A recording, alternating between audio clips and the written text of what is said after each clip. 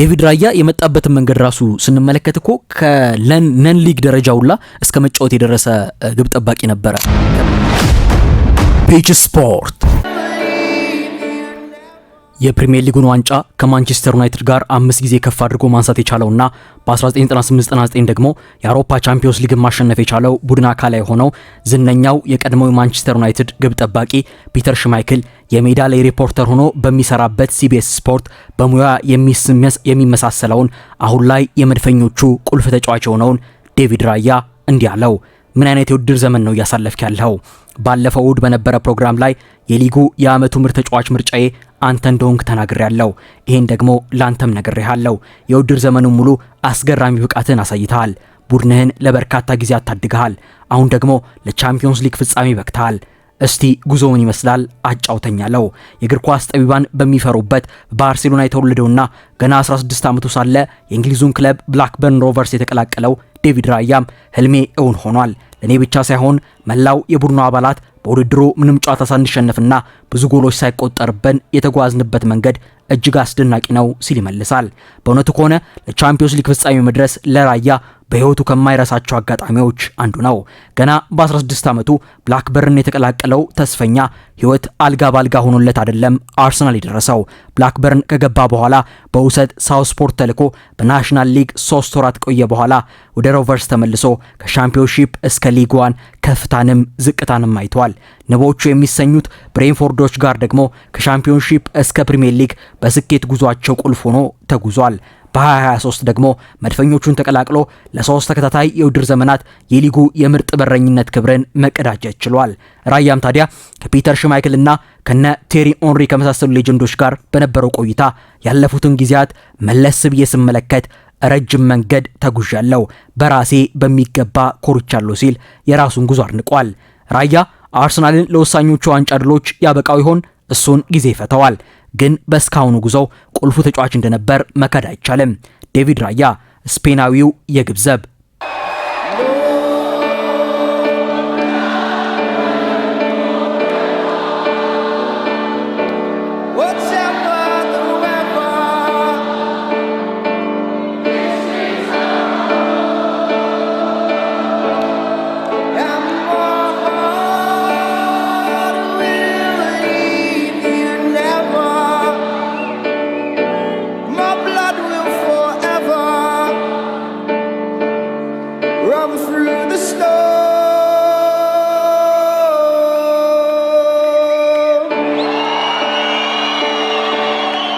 ዴቪድ ራያ በአርሰናል ቤት አሁን ላይ እንግዲህ አርሰናል ላለበት በፕሪሚየር ሊጉም ሆነ በቻምፒዮንስ ሊጉ እየሄደ ላለበት ጉዞ ቁልፍ አስተዋጽኦ እያደረጉ ከሚገኙ ተጫዋቾች መካከል የምንጠቅሰው አንዱ የግብ ዘብ ነው። እንግዲህ ዴቪድ ራያ የመጣበትን መንገድ ራሱ ስንመለከት እኮ ከነን ሊግ ደረጃውላ እስከ መጫወት የደረሰ ግብ ጠባቂ ነበረ።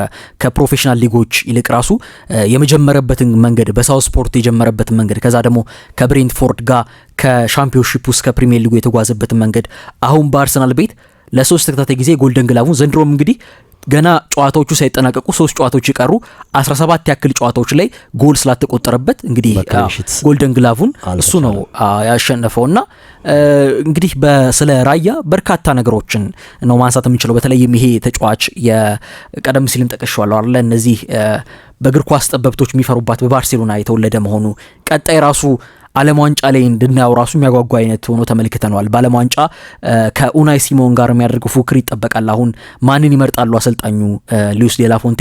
እንግዲህ ሌላ ራስ ምታት የሚሆንባቸው ማለት ነው። ጥሩ ራስ ምታት ነው ከጥሩ በረኞች መካከል ያላቸው አይመስልም እሳቸው፣ ግን እሱ በጣም እያሳየ ነው። ምክንያቱም ኦልሬዲ ኮንፊደንሳቸው የአርሰናል ተከላካዮችም አማካዮችም ኳስ ወደሱ ሲመልሱ በኮንፊደንስ ነው። ኦልሞስት አርሰናል 11ኛ ተጫዋች አለው ማለት እንችላለን። ከጎል ኪፐር ውጪ 12ኛ ተጫዋች አለው ማለት የሚቻልበት ደረጃ ላይ ደርሷል። እንደውም በዘመናችን ከተፈጠሩ ታላላቅ ጎል ኪፐሮች ጋር ጭምር እየተወዳደረ የሚገኝበት ሁኔታ ነው ያለው። አርሰናል በዘንድሮ ዓመት አንድም ጨዋታ ሳይሸነፍ ለሻምፒዮንስ ሊግ ዋንጫ እንዲደርስ እንዲሁም ደግሞ ፕሪሚየር ሊጉንም ከፍተኛ ውጤት ላይ ነው። ዋንጫው ኦልሞስት በበርካታ ብዙዎች ወደ አርሰናል ያደላ ነው። በተለይ ማንቸስተር ሲቲ በቀደም መጣሉን ተከትሎ ያው የመያዝያ ወሯ እንቅፋት እንዳለችውና ይሄን ያረጋግጡ የሚችሉ ነበርና ዴቪድ ራያ እንዳልከው ለአሰልጣኙ አሁንም ፍላጎት እንደሌላቸው እየተናገሩ ነው። ግን ትልቅ ጫና የሚሆንባቸው ይመስለኛል። እሱ ይሄን በተመለከተ ጥያቄ ቀርቦለት ነበርና ይሄንን የሚወስኑት አሰልጣኙ ናቸው። እኔ ግን መስራት ያለብኝን እየሰራው ቀጥላለሁ። ከዛ መጨረሻ ላይ አሰልጣኙ ይሄን ወስናሉ። ሆነም ቀረ ግን ብሔራዊ ቡድን ወክዬ መሳተፍ መቻል የራሱ ዛለም ዋንጫ ላይ ለኔ ትልቅ ነገር ነው ሲል ነበር አስተያየቱን የሰጠው ትላንትናና ዴቪድ ራያ ምን ያህል ቁልፍ ተጫዋች መሆኑን የምናየው በአርሰናል ቤት አርሰናል ያደረገውን የካራባኦ ካፕ የፍጻሜ ጨዋታ መመልከት ብቻ በቂ ነው አይደለ?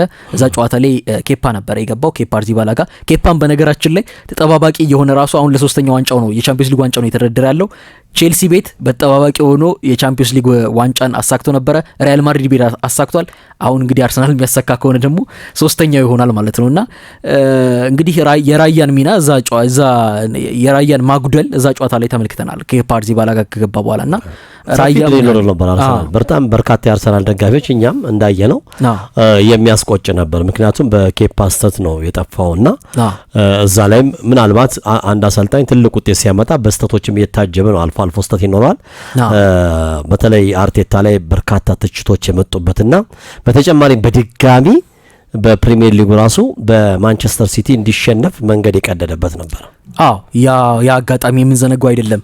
ከአርቴታ ጋር ራሱ እኮ በተያያዘ ብናይ አሁን ከትላንትና ከጉሊያን ባላጌ ጋር እያወሩ ነበረ ከእውቁ ጋዜጠኛ ጋርና ምን ያህል የመጣበትን መንገድ ራሱ ትላንትና ማመስገን ነበር የያዘው በዛ እምነት የጣሉበትን ሰዎች ማለት ነው። ምንም እንኳን ገና የሃየር ደረጃ ኮቺንግ ኤክስፒሪየንስ ሳይኖረው በዛ ደረጃ ምክትል አሰልጣኝ ሆኖ ብቻ ሰርቶ በማንቸስተር ሲቲ ቤት በፔፕ ጋርዲዮላ ስር ከሰራ በኋላ ነው አይደለ በቀጥታ አርሰናልን የሚያክል ትልቅ ክለብ የያዘው እና በዛ ደረጃ እምነት የጣሉበትን ሁላ በመንገዱ ያገሱን ሁላ ሲያመሰግን ያየነበትን መንገድ ስናይ አርቴታ ምን ያህል በጉዞዎች ውስጥ እንደዚህ በእነዚህ 5 ዓመታት ውስጥ ያለፈበትን ሂደት ሁላ እንድንመለከት ያደርገናል እና ራያ ራሱ ስንመለከተው ያው ዘንድሮ ቀደም ሲል እንዳልኩት በ17 ጨዋታዎች ላይ የፕሪሚየር ሊግ ጨዋታዎች ላይ ጎል ሳይቆጠርበት መጓዝ የቻለ ግብ ጠባቂ ነው። ከአርሰናል ጋር ከማይክል አርቴታ ሲስተም ጋር ደግሞ በደንብ ፊት ማድረጉን ተመልክተናል። በተለይም ደግሞ ሹት ስቶፐር አይነት ብቻ ግብ ጠባቂ አይደለም። እንግዲህ በአርቴታ ቡድን ውስጥ እየሰራ ያለው የአርቴታ ቡድኖች ያው በቢልድ አፕ ተሳትፎን ይፈልጋሉ ግብ ጠባቂዎች ብዙ ጊዜ ያንን ሁላ የሚያደርግና ልክ እንደ ተጨማሪ ቀደም ሲል እንደተጠቀሰው በሜዳው ላይ እንደ አውትፊልድ ፕሌየር ሁላ ማገልገል የሚችል ሆኖ ተመልክተነዋል እና የማጥቃት እንቅስቃሴ ማስጀመር የሚችል አርሰናል ፖሴስ አድርጎ ኳስን ሲጫወት ያንን የፖዚሽን ፉትቦል ማገዝ የሚችል እንደገና ደግሞ የዲፌንሲቭ ሃይላይኑን እንደዚሁ ኮንትሮል በማድረግ በኩልም እንደዚሁ ከፍተኛ ሚና ያለው ተጫዋች መሆኑን ተመልክተናል። አሮን ራምስዴል ጋር እንደዚሁ ባለው የሮቴሽን ሲስተም ላይም ራሱ እንደዚህ ስንመለከተው ነበር ባለፈው ውድድር ዘመን ላይ። አሁን ላይ እንግዲህ በፕሪሚየር ሊጉ ብሎም በአውሮፓ ደረጃ ራሱ ካየናቸው ምርጥ በረኞች ተርታ ማሰለፍ የሚችለውን አቋም እያሳየ ይገኛል። ዘንድሮ አይደለም ለበረኞች ደረጃ በተጫዋቾች ራሱ በአጠቃላይ የአመቱ ምርጥ ተጫዋች የፒኤፍኤ የአመቱ ምርጥ ተጫዋች ይገባዋል ሲል ነበረ ቀደም ሲል ትላንት ቃለ ምልልስ ያደረገለት በሲቢኤስ ፒተር ሽማይክልና ዘንድሮ ማን ያሸንፋል የሚለው ራሱ የሚጠበቅ ነው። የፒኤፍኤ የአመቱ ምርጥ እግር ኳስ ተጫዋች ሽልማትን ራያ የሚያሸንፍ ከሆነ ይሄ ለበረኞች ታሪክ ራሱ ትልቅ ነው የሚሆነው። በቅርብ ጊዜ የምናስታውስ አይመስለኝም በረኛ በዚህ ደረጃ ክብርን ሲጎናጸፍና በተለይም ደግሞ ለበረኞች ትልቅ ስኬት ነው የሚሆነው በአጠቃላይ ለራያ ብቻ ሳይሆን ማለት ነው ይሄ የሚሆን ከሆነ። እንግዲህ በአርሰናል ቤት ውስጥ የራያ መኖር በጣም ወሳኝ ነው። የተከላካይ ክፍሉም ጥንካሬ የነ ራይስ የነ ጋብሪኤል ሳይረሳ የሁሉ ተከላካዩ ጠንካራ መሆኑ ሳይረሳ ያርሰናል የሱ ደግሞ በጣም ግን እኔ ምናልባት ምንድነው ስጋት ያለኝ በራያ በኩል በጣም ይሄ ኦቨር ኮንፊደንስ ላይ ሆኖ እስከ መሃል ሜዳ የሚመጣቸው ነገሮች ሁሉ አሉና እነዚህ ደግሞ የሆነ ከባድ ስህተት ከተፈጠረ ወይ ደግሞ ቀለል ያለ ስህተት ከተፈጠረ በተለይ በወሳኝ ሰዓት ላይ ሁላን የሚደፍረው የደጋፊው ልብ እየቀለጠ እየተጨነቀ እያለ ታየዋለህ መሃል ሜዳ ሁላ ድረስ መጥቶና ምናልባት ይሄ ዋጋ እንዳያስከፍለው ያስፈራ። ሁለተኛ ዘመናዊ እግር ኳስን በሰፊው ያሳየ ነው። ተጫዋቾች አይተው ከሆነ በተለይ አሁን የፕሬሲንግ ጨዋታ መጥቷል። ትናንትናም አይተነዋል በሻምፒዮንስ ሊጉ ፍጻሜ ላይ አትሌቲኮ ማድሪዶች በጣም ፕሬስ ያደርጓቸው ነበረ በተለይ ከግቡ በኋላና የዛን ሰዓት ተከላካዮች በጣም በሚጨነቁ ሰዓት ኳሱን በቀላሉ በኮንፊደንስ ነው ወደ ኋላ የሚመልሱለትና እሱ ወደ ቀጥታ ቢፈልግ በመሬት ቢፈልግ በሰማይ ወደ ውጪ ያወጣላቸዋል። ምናልባት እነሱ ቢያወጡት ያንን ኳስ ወይ የጅፎሪ ነው ወይ ኮርና ነው እንደዚህ የሚሆነውና ያንን ነገር ቀንሶ ለአርሰናል ትልቅ ድል የሚከፍት ተጫዋች ነው። ሌሎችም አሉ። የራያ ግን በተለይ በዚህ የዚህ አመቱ በጣም ልዩ ነው። ፒች ስፖርት